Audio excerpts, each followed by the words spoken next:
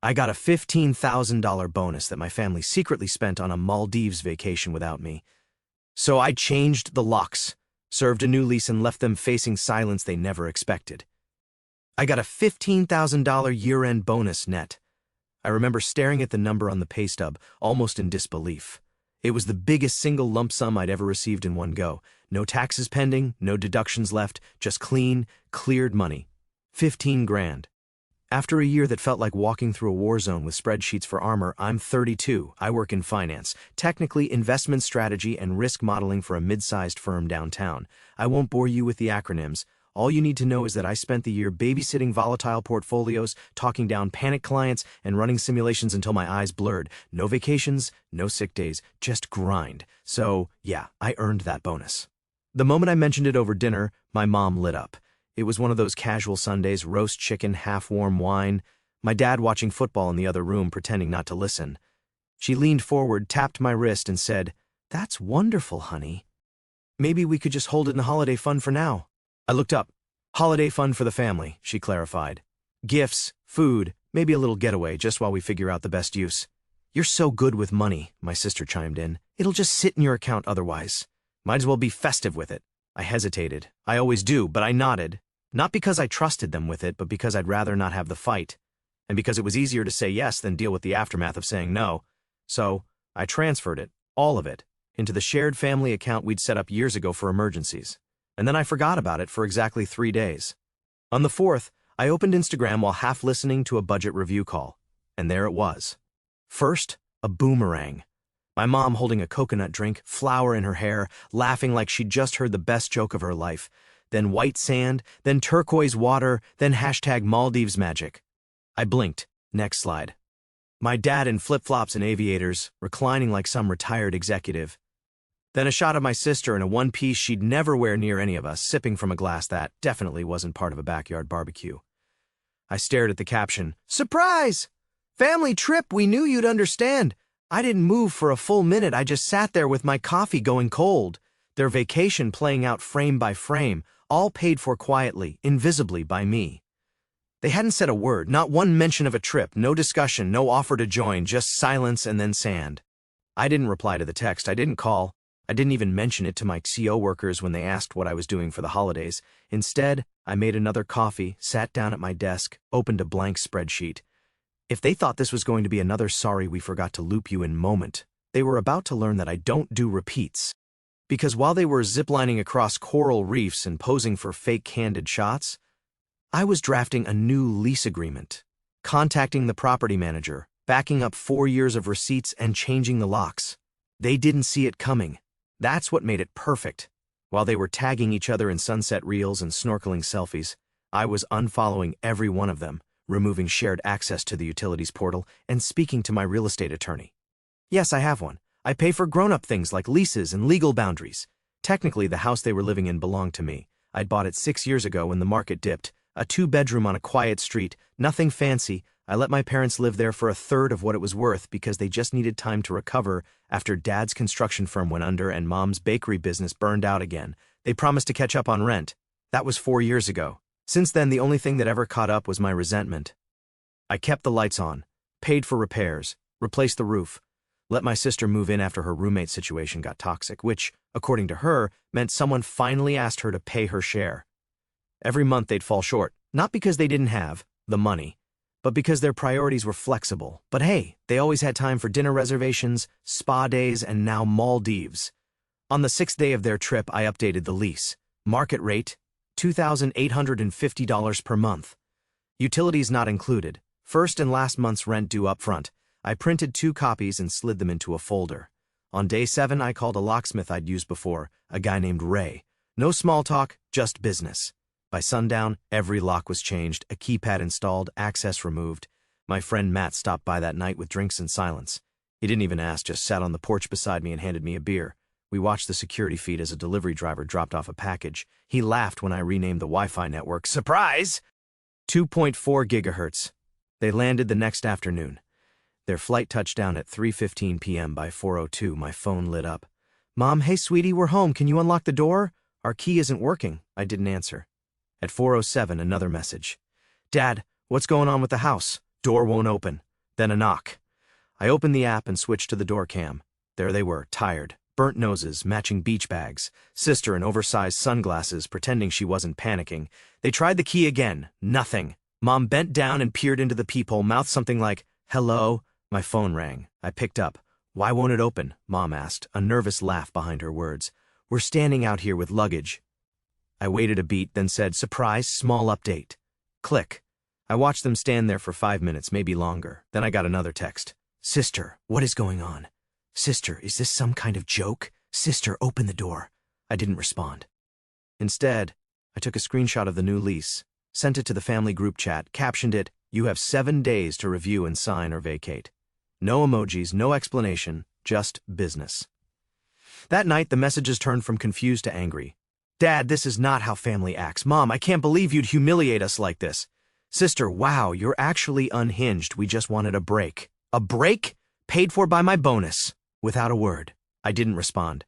They'd taken a vacation. Now they were learning what it felt like to come home and find the locks changed. Metaphorically, literally, emotionally. At 11:42 p.m., I got one final message before I turned off my phone for the night. "Sister, you'll regret this.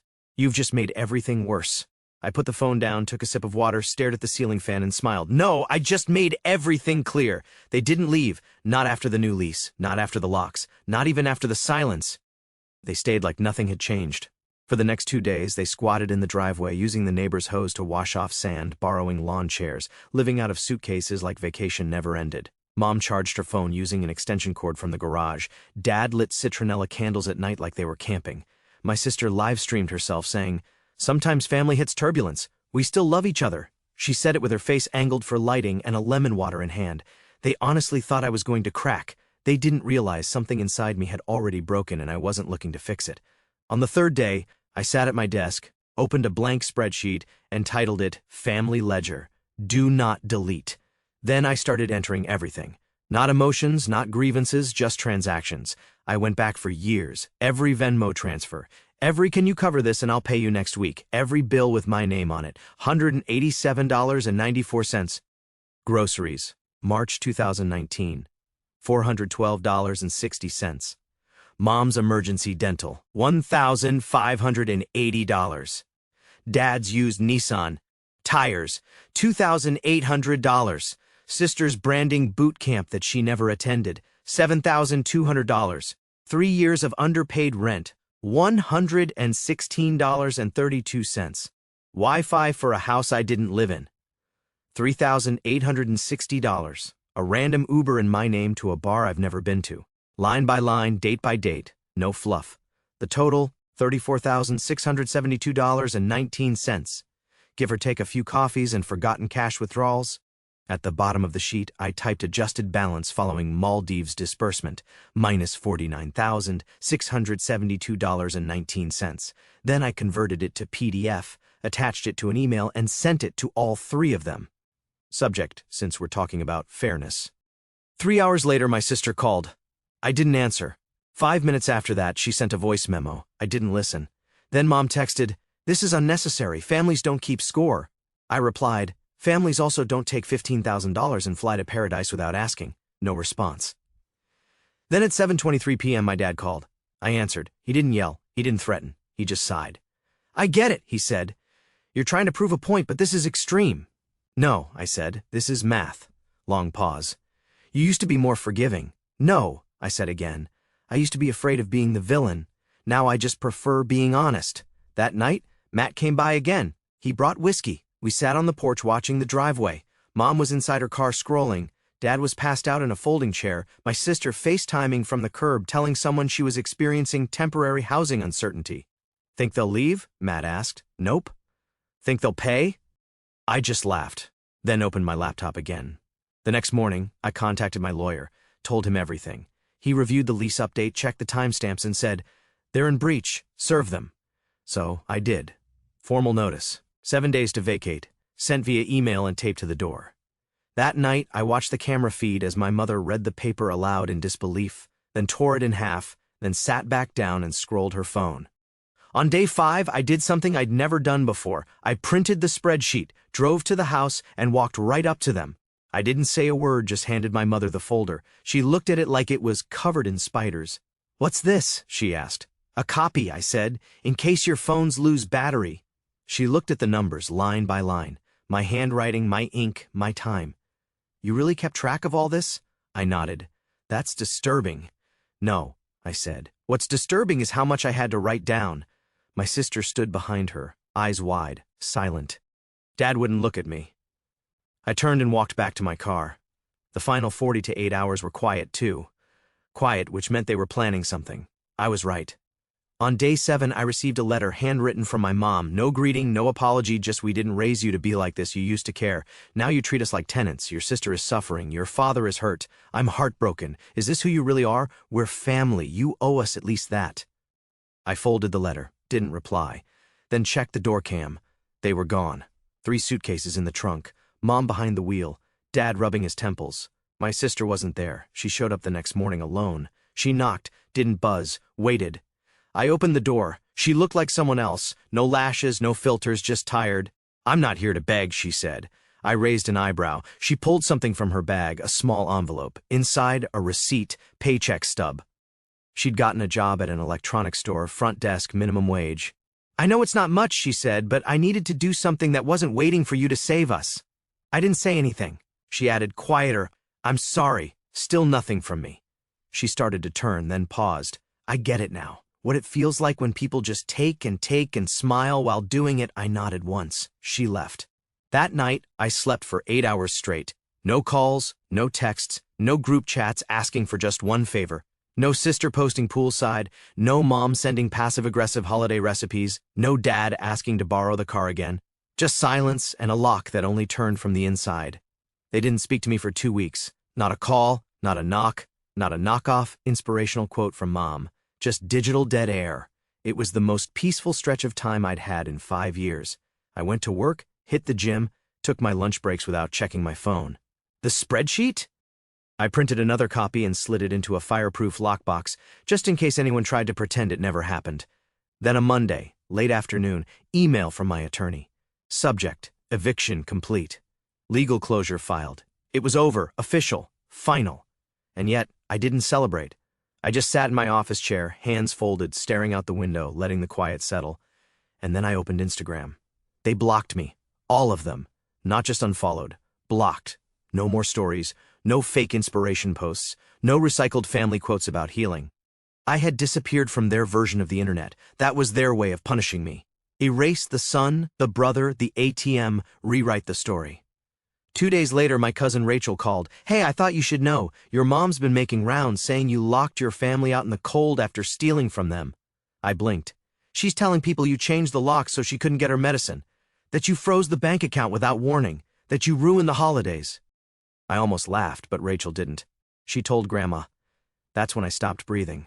Not Grandma, the one person who never took sides. Who remembered my birthday every year, even when I forgot hers, who used to sneak me cookies when I was a kid and say, "Sometimes the quiet ones are the strongest." "She thinks you're spiraling," Rachel said. "She's worried." I hung up, drove straight to Albany, no warning, no text. Just showed up at her apartment with a grocery bag and a story. She opened the door, saw me, and paused. Her face softened, but I could see the confusion behind it. "I didn't expect you, I know." I helped her unpack the groceries, made her tea, sat down on the old floral couch I hadn't seen in years, and told her everything. Not angrily, not theatrically, just facts, the bonus, the Maldives, the locks, the list, the silence. She didn't interrupt, not once. When I finished, she reached over, took my hand, and said, "That's not what they told me, but I believe you." 6 words. That was all I needed. When I got home, there was an envelope in the mailbox, no return address, just my name. Inside, a check, $3,000. In the memo line, "You're part of the family vacation you didn't attend." There was no note, just the check. I pinned it to the fridge, left it there for 3 days like a museum exhibit, a relic of their logic. Then I slid it into an envelope and mailed it back. No response, no thanks, no accusation, just the same empty silence. They thought I couldn't survive, but I was thriving in it. 3 weeks later, my sister called. I answered. She didn't ask for money. She didn't apologize again. She just said, "Mom says she forgives you now, if you're ready to talk." I let that hang in the air for a second. Forgives me? She says the family's moving on, that we can start fresh if you're willing to come to the table. I smiled, a slow, deliberate one, then asked, "Is she still calling it the family fund?" "Yeah." I hung up. That same night, I got a message from my dad. Not a phone call, not a visit, a text. Short, you made your point. Time to come home. I stared at it for a long time, then I wrote back, I am home. A few days later, Matt and I went out for tacos. I showed him the message. He laughed so hard he choked on a chip. They still think this is about you proving a point, he said. Like you'll hit some moral reset button and forget all of it. I know. He wiped his eyes. What are you going to do? I sipped my drink. Nothing. Let them sit with the silence for once. That weekend I took a drive, stopped at a lake I hadn't visited in years. Just me, a folding chair, and a beat-up notebook. I made a new list. Not of debts, not of receipts. A list of all the things I'd gained. Time, space, sleep, peace, control. No texts asking for rent. No calls during work hours. No emotional blackmail disguised as tradition. That Sunday, Mom sent one final message. You really don't want to see us again, do you? I stared at it. Typed. Deleted. Typed again. Finally sent, not like this. And not on credit. No reply. They stopped trying. No drive-bys, no surprise visitors, no notes on the door, just nothing. And the nothing felt better than I ever expected because for the first time in my adult life, I wasn't managing their lives like a CFO with no benefits. I wasn't the fixer. I wasn't the bridge. I wasn't the fallback. I was free. It ended with an envelope. Not a fight, not a phone call, just paper slid under my door in the middle of the night like some passive-aggressive ghost had visited. White, thick, my name in my mother's handwriting. Inside, a card with gold foil edges like a Hallmark apology in a folded piece of paper. The card read, Forgiveness is the glue that holds family together. No love, Mom. No, we miss you. Just that sentence printed as if it had been chosen carefully, as if someone Googled quotes to guilt-trip estranged relatives and picked the first one with soft edges. The paper was worse. Typed, formal, like a contract. They were selling the house, the one I grew up in. The one I paid to keep from foreclosure 3 years ago when the bank came knocking and they were too overwhelmed to deal with it. Back then, I wired $6,400 to cover missed mortgage payments. No questions asked. They never mentioned that in this letter.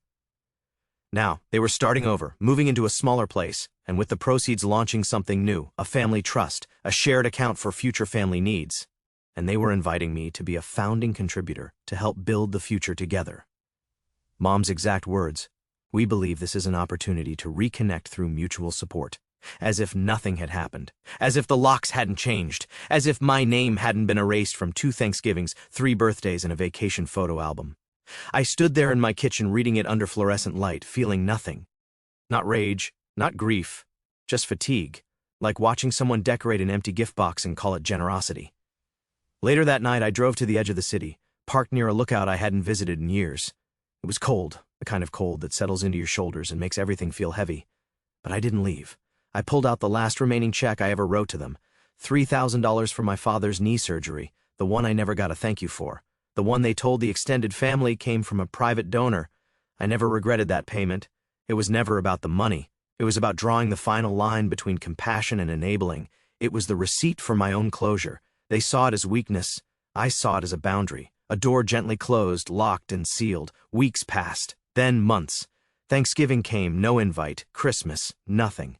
No maybe we could talk messages. No forwarded e-cards. No passive we still set a place for you guilt trips. And yet, for the first time, I didn't feel excluded. I felt untangled. They posted the usual perfect table spreads matching pajamas. Hashtag grateful for the real ones. All tagged, all framed, all flawless. Except for one thing. Every photo felt emptier than the last. And I don't mean because I wasn't in them. I mean because you can feel when a room is full of pretending. My sister sent one last message in January. We're not mad anymore. You should come around. I stared at it, let it sit unread for 2 days, then answered, You erased me. I just stopped chasing the chalk. No reply, not even a bubble. Last week, I got a promotion. Senior Strategy Director, corner office, big windows, a salary that made me laugh when I saw the offer. More than double what I made when I bought them groceries every week and told myself it was just a phase. I celebrated by doing nothing. No post, no champagne, no performative gratitude, just a quiet dinner, just me and the silence I earned. Not the silence they gave me, the silence I built. Brick by brick, statement by statement, boundary by boundary. People always talk about burning bridges, but they forget something important. Sometimes you light the match because you're finally ready to stop swimming back. And the peace? It's not loud. It doesn't clap for you. It just sits with you in a warm room and asks nothing. It doesn't need to be earned again because you already paid for it. With every check, every ignored red flag, every call answered when you were exhausted. Closure cost nothing, but I still paid.